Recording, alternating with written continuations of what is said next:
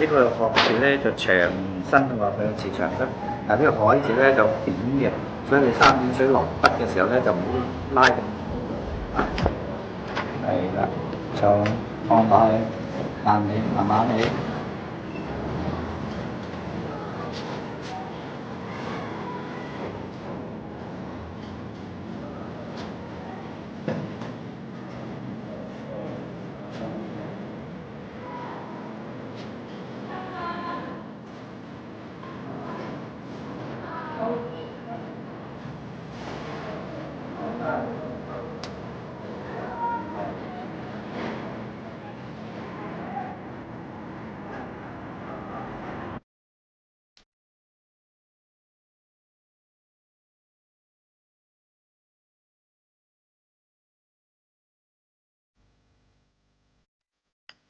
哇！佢哋啲毛筆字真係寫得靚啊！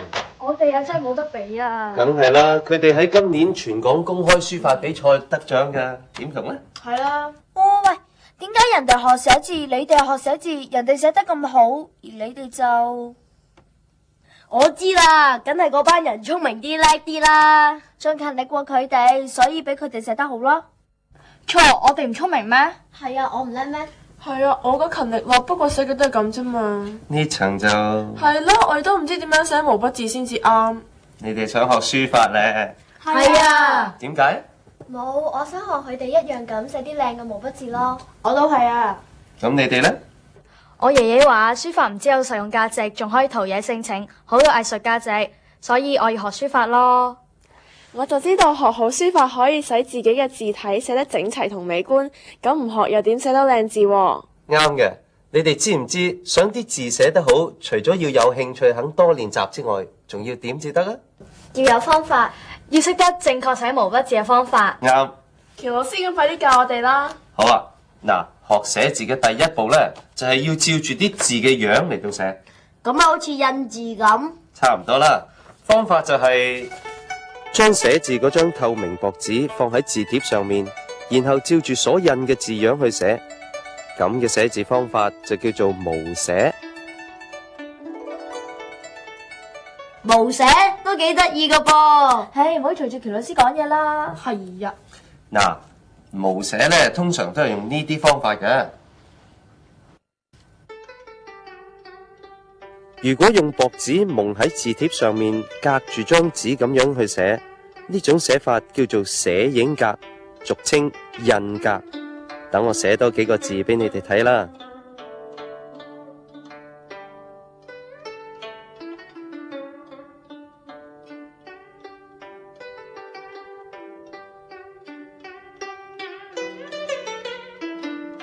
哦，原來呢啲係毛寫。係啦，喬老師啊，點解我哋要學毛寫嘅？因為毛寫係書法嘅基礎。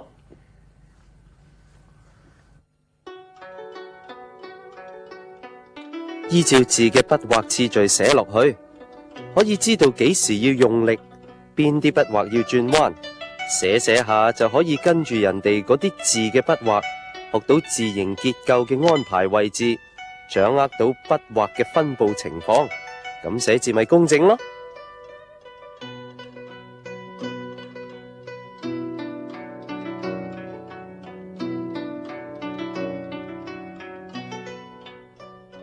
毛字嘅時候有啲乜嘢係要特別注意嘅呢？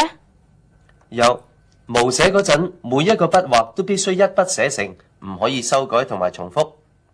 點解要咁寫法呢？因為寫字修改筆畫，啲字就寫得唔靚，成日都要重複筆畫啦，又點會寫得好啊？又係噃。係咪佢哋學咗毛寫之後就會寫得好靚嘅書法噶啦？乜你唔記得頭先喬老師話毛寫只不過係書法嘅基礎咩？係啊，仲要學埋臨寫至得噶。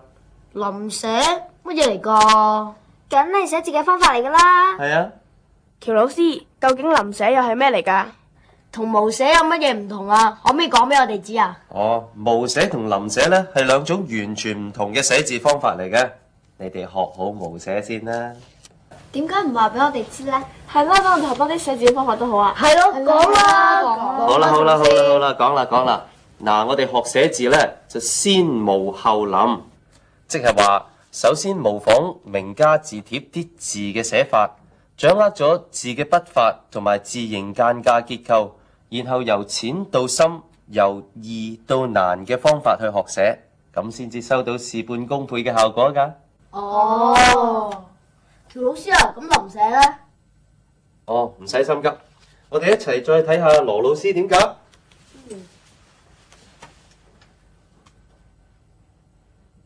臨寫意思咧，即係話咧，我哋睇到嗰個嘅字格入邊嘅字係點樣，而我哋寫翻落去我哋自己想寫嘅紙上邊啦。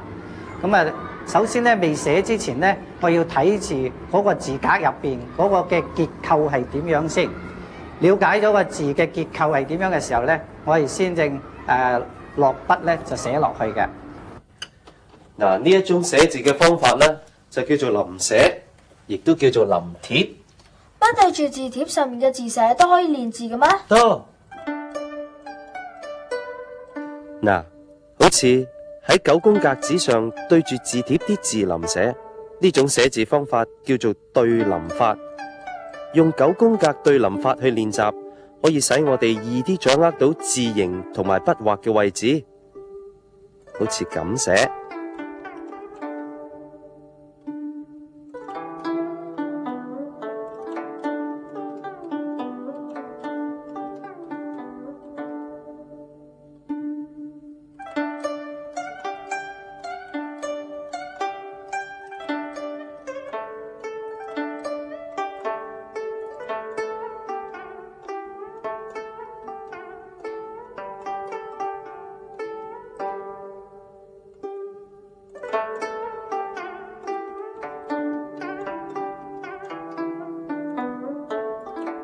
係咪一定要用9宮格紙去臨字㗎？唔一定嘅，呢個只不過係臨寫嘅基礎。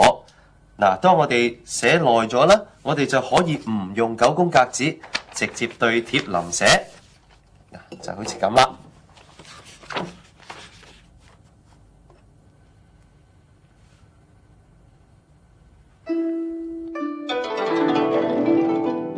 臨寫嘅時候要睇一個字寫一個字。好似永字嗰8種寫法，雖然可以代表字嘅8種基本點同畫嘅寫法，但如果臨寫永字嗰陣睇一筆寫一筆咁寫就會點㗎？仲使問咩？一定唔好啦。係啊，咁樣臨寫呢就會影響字嘅樣貌同埋結構，咁啲字點會靚㗎？係喎。喬老師啊，我哋兩個都係啱啱學寫字，你認為我哋點樣學字好呢？學楷書啦，呢種字體端正，筆畫又整齊又實用，最啱你哋學㗎啦。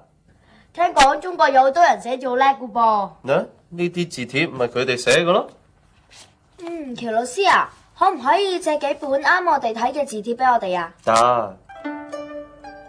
我國書法係東方特有嘅民族藝術嚟㗎，已經有幾千年歷史。亦都出現咗好多有名嘅書法家。如果要揀名家嘅範帖去摹寫或者臨寫，最好係選一種自己喜歡而又同自己所寫嘅字體相近嘅嚟學寫。乜要咁㗎？唔好隨住喬老師啦。等我介紹我國幾位有名嘅書法家俾你哋認識啊。嗱，呢啲字係唐朝書法名家顏真卿寫㗎，佢寫嘅字結構好工整，筆力又好強嘅。唐朝另一位書法家柳公權，佢嘅書法比較瘦勁，每一筆都好清楚、好利落。呢種字體又點呢？係唐朝歐陽詢寫㗎，佢寫嘅字係咪好端正呢？九成宮禮全明係佢嘅代表作嚟㗎。另一位我要介紹嘅係元代著名書法家趙孟頫，佢寫嘅妙言字記楷書非常有名，同東晉嘅王羲之一樣咁受人重視㗎。王羲之，我知佢寫字好靚，後人稱佢做書聖㗎嘛。我介紹嗰啲楷書嘅字體，中意邊一種啊？邊種想學邊一位名家嘅字帖呢？王羲之啊，好啊，知好啊，我要啊，好嘛？幾好啊，柳公權都幾好。啱啊，當然。喬老師，頭先你俾我哋睇嗰啲名家字帖，有啲係大字，有啲係細字，我哋學邊一種先好呢？我就想學大字啦，容易寫啲。我都係啫。我中意學細字。係啊，細字好靚㗎。你哋應該先學寫大字，然後再寫細字。點解啊？因為大字字形同埋筆畫都比較粗，對於初學者咧係容易掌握啲㗎。無論臨寫、毛寫都係比較易上手嘅。喬老師可唔可以再示範一下？可以。好啊，等我同東東學識寫字之後，翻去開翻個書法展覽啊！係啊，你都可以做到書法家㗎。喬老師唔好睬佢哋啫，寫字落。好啊。